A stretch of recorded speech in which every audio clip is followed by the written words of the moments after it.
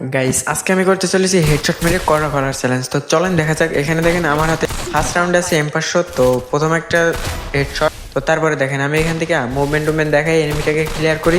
তো তারপরে দেখেন এখানে ক্লিয়ার করে ভিতরে যাইতেছিলাম। তো তারপরে দেখেন আমার সামনে কিন্তু একটা লোকেশন দেখাইতেছিল। দেন গাইস আমি সুন্দর করে এই পাশ থেকে ঘুরে যায় ধাম করে একটা হেডশট মেরে দিই। তো এরপরে দেখেন এই এনিমিটাকে মারতে যে আমার কি অবস্থা হয়। তো আমি চাইছিলাম একটা অন টেপ দিব, তো ওয়াল মাইরা এই পাশে আসে। তারপরে দেখেন গাইজ কি সুন্দর করে একদম পিওর বডি শট। তো চলেন এর পরের রাউন্ডে দেখা যাক কি করতে পারি।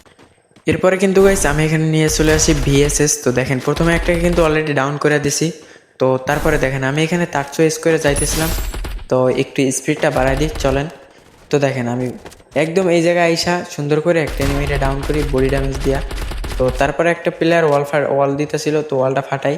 তো এরপরে দেখেন তো সামনে দেখেন একটা এনিমি ছিল, তো একদম অনলি রেড মাইরা দিই।